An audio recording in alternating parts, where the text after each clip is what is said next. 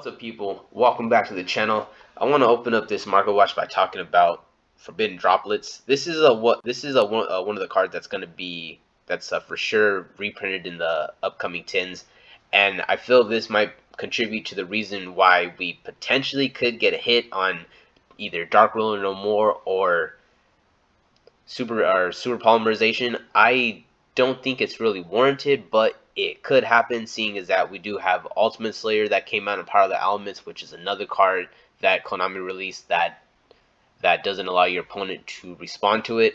So, Konami might want to, get rid of some of those older cards to like have us run some of these either newly reprinted cards or newly printed cards. So I just wanted to go over, want to look at the secret rare first edition from Rise of the Duelist. I honestly don't feel like you should buy this card right now, because obviously it's gonna get reprinted, and if you have it, I would hold on to it, because like I said, if Konami tries these shenanigans, it will very much go up.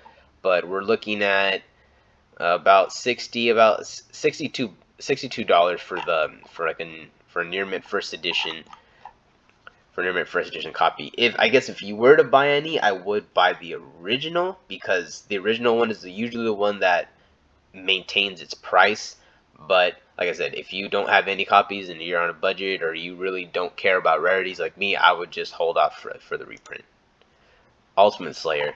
So Ultimate Slayer has gone down a bit, as we're looking at a lot of people have it at 40 with the $5 shipping, 44 with the dollar. So we're looking at about a $45 card. It was at 50 and was holding 50 for a while, but I think people kind of realize that the way the decks are going right now, you have like one or two flex spots, and if you run Ultimate Slayer, you don't have any flex spots, because your flex spots are filled with like a synchro, or either like a synchro or a fusion, depending on your locals or your matchups that you're trying to go against. So I really feel like this card is gonna it's not gonna fall out of favor, but it is the card where you have to run a little extra to get its full value. Like if you go into if you go to a tournament, and you're just gonna be running links and XYZs, and you're playing Splight, then okay, you're gonna feel good, but then you play Tier Elements and this card becomes useless.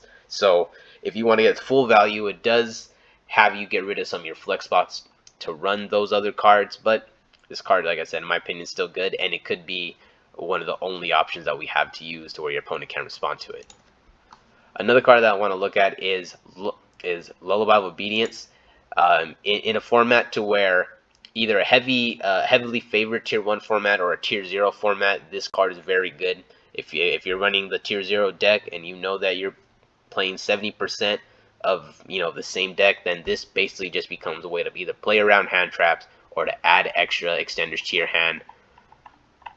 And even also like in the side deck, like if you're not 100% confident, but you want to have that as an option, it's a good side deck card. It's not the worst side deck card.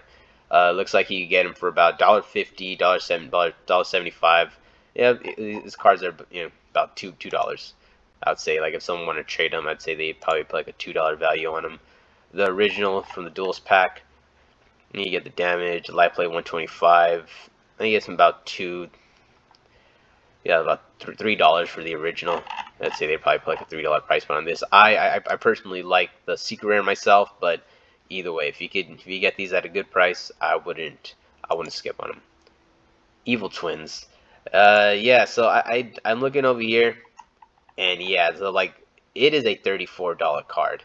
And there's one point where I was considering this as like a rogue option, and I bought the engine. I regret not buying 2 copies of each.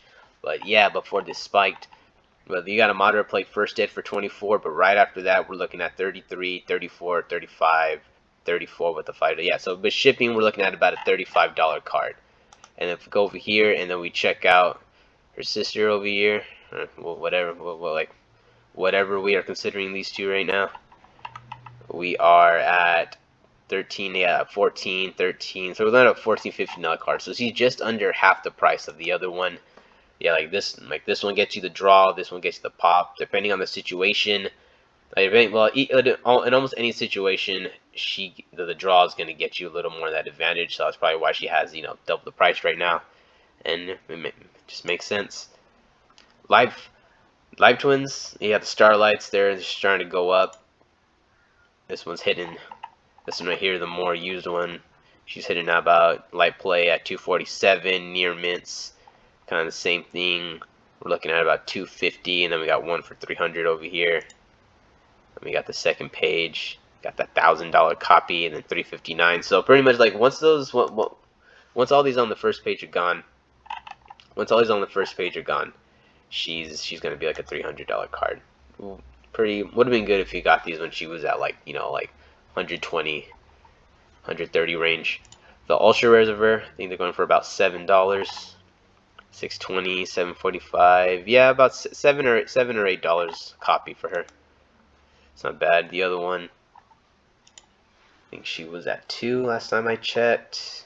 105, 169. Yeah, about $2, about a $2-3 card. So you're not used that much in the deck. Unchained. Now here's a card that goes with the Live Twin engine. I love this card. Like in a simplified game state, this card's a blowout. Like, you know, if you're able to like use all your research to go into this, and you guys are top decking, there's not a lot of cards that are really just gonna just straight out just be able to not only be over it but survive. You know, if you're trying to play back row, it's just gonna keep popping it off. You know, like if you're not able to like just outright negate it or negate it and get rid of it, this card is just gonna gain too much advantage and it's gonna be very, very suppressive. Uh, let's see. So the near mint first ed, we got 450. So it's about $5, $5 for the prismatic from the 2020 tins. The ultra rare from Chimera. Ultra rare from Chimera from Chaos Impact. Looking at Monitor 3 near mint, so about $4. Yeah, about $4 or $5. So I guess it's like the $4 version. You want the the nicer looking one to be about $5. Shadow Imprisoning Mirror. It looks like almost every single common copy is about $5. Never mind. Light Plate Unlimited 6-7. So you got the one the common light plate from the Astral Packer about $6 to $7. And then you got the common from Gladiator's Assault. Heavily played, light play. Yeah, so about $5, like the original one. You get some light plays for $5 here, which, you know, isn't bad. If you would have bought these maybe like a year or two ago, these probably get these for like a dollar or two. That was like, you know, that was a very good time to get some. I did not pick up enough of them at that time, but yeah, like I said, if you find some of the highs in the trade binder, you get it for like $5. That'd be a pretty good deal. Right here, Light Imprisoning Mirror, which is the exact same thing, pretty much a Shadow Imprisoning Mirror, but for lights, is going for about $1. You get the like light play unlimited, it's $149, $198, $2. These are about $1 to $2 right now. If you feel like there might be even if it's 2-3 years in the future, if you can start picking these up for like $1, maybe, you know, maybe $2, that like, you know, that right there could go a very, very long way. Especially if we get a deck that's just as powerful as Splight, but it's light. Yeah, we'd be good. Pot of Prosperity. This is another one, this is like another card that I'm pretty sure we're gonna get. It's gonna get multiple reprints, just like all the other pot cards did. I'm not 100% sure exactly where all the reprints are gonna come in, but if you're looking to play this card, I would honestly wait and just play the other alternative draw cards that you have until this card becomes more available, more affordable. So if you go down, you got this copy right here from the guy at 0% with 90, but it right here shoots up. You got 104, that's 105. Once these three are gone for the near mint first, we're looking at about $110, 112, and just keeps climbing after that. So I'd probably hold off on that card. I wouldn't want to jump too hard into that card right now. Nightmare Unicorn. This card right here, I like this card in the format because it's a target one card in the field and shuffle into the deck, so it gets around a lot of like floating effects and also problems to where you don't want to have cards either go back to their hand or go to the graveyard, so that way they could use it for cost or for material for other cards. So like if you're playing a Tear Element and you send it back to the hand of the graveyard, they most likely have a way to to use it as to still use it as some kind of fusion summon like material from with some card with some strategy. They get a good mill and then it becomes a this card right here sends it back to the deck. So it turns like it turns all their if you send like a monster back, then that monster is not going to be available for them to use. It's going to go right back into the deck. So if you could stop them from sending more cards, or you could have them, or there's also some situations where they're kind of banking on you using a hand trap on this card, then they're going to use it to fuse to get rid of something. But if you send it back to the deck, they're not going to be able to get any more use out of it. So I do like using this, especially if you're going to be playing the IP Masquerade strategy, where it could come out and it's you're not going to be able to it's not going to be affected. You got the cheap copy right here for what, 25 cents. So it doesn't matter. It doesn't matter if you want the highest rarity or the lowest rarity. This is available in many different price points. You got the gold if you want to, for the gold, that was at 75 cents with the $1 shipping.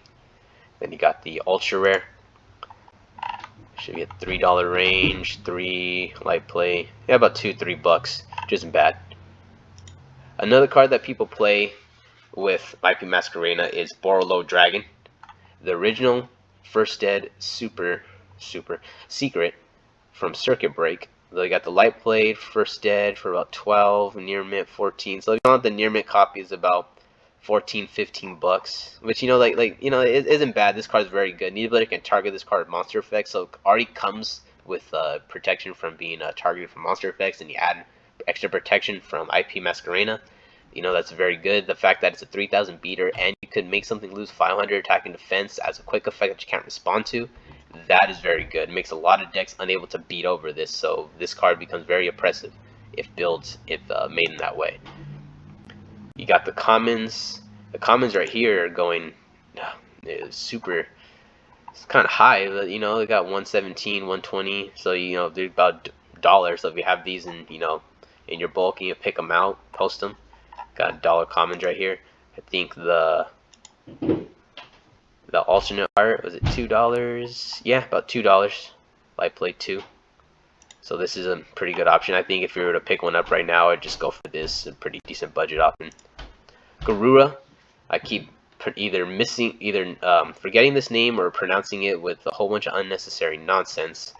But this card right here, if you pick this up during the beginning of Power of the Elements, you're winning. It was like $6-7 bucks. Now they're going about 13-14, climbing up to 15. Well, this guy has a whole bunch of them at about 15 bucks. So we're looking at about a $14 to $15 card. This card is very useful, especially for breaking boards with all the other options that you have available.